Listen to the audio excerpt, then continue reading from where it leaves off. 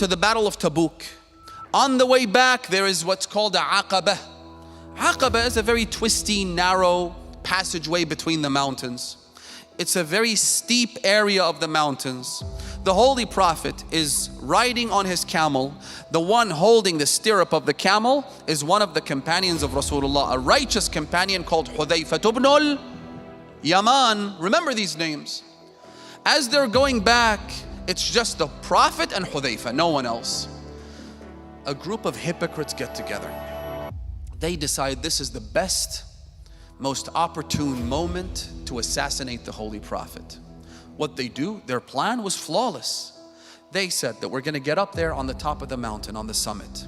And as the Prophet tries to cross the narrow passageway with that steep valley beneath him, we will then throw some pebbles and rocks or perhaps bags of sand. All we have to do is to scare off his camel. And then when the camel gets scared and falls down, the Prophet dies, and everybody's going to say it was an accident. The camel fell, the Prophet fell. End of story. Rasulullah, I'm cutting the long story very short, the Prophet was informed of this plot by these filthy hypocrites. Allah subhanahu wa ta'ala told him, that's why the Prophet only took Hudayfa ibn al-Yaman and not the other companions who took a different route.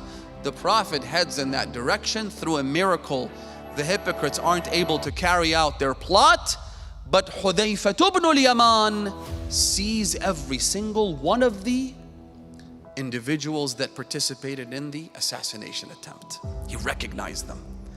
The Prophet said, do you see those people? He said, yes, now I know. Imagine in any government, anywhere in the world, they discover an active terrorist plot to kill the head of state. What's going to happen to those people?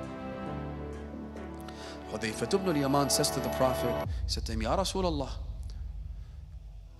you need to execute all of them.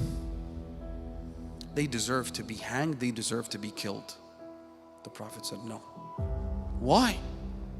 Does that make any sense? Ya Rasulullah, they tried to kill you. I saw it with my own eyes.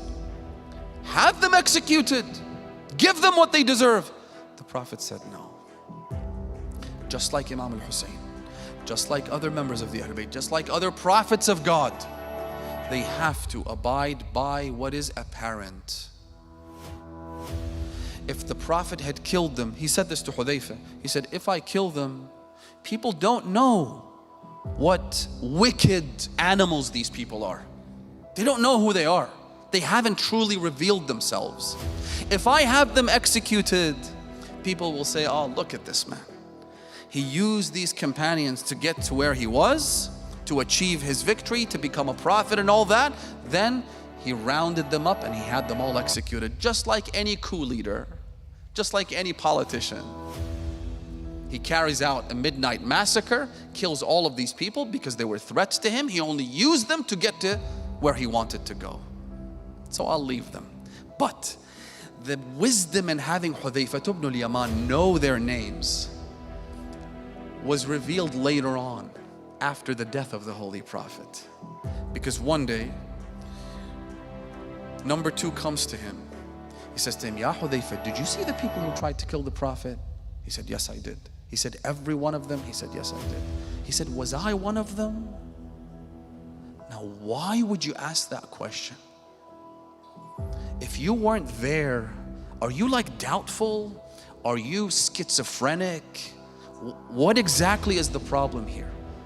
Are you doubting whether or not you were there? He's only doubting whether or not Hudayfa ibn al-Yaman knows him. Hudayfa, in fact, became a litmus test for distinguishing between the hypocrites and the actual believers. So whenever one of the companions would die, they would wait to see whether Hudayfa participated in his funeral prayers. If he participated, it means the man was good. If he refused, it means that he was one of the hypocrites, one of the people who tried to kill Rasulullah. Ultimately, Rasulullah, while he knew the ghaib here, he knew who these people were, but he only acted in accordance with what is apparent, with what can be. It's like when a prosecutor says, we go with what we can prove. right? I know this person is a criminal. I know this person is a murderer. I know. In fact, I've seen him myself. And yet the prosecutor can't use that knowledge to get a verdict. You only go with what you can prove. Ultimately, this was the sunnah of the prophets of God. When the 12th Imam comes, by the way, that sunnah is no longer. يَحْكُمُ بِحُكْمِ آلِ دَاوُود, the traditions tell us. The Imam will no longer have to abide by what he can prove. Rather, he acts upon his own divinely inspired knowledge. That's a whole other world.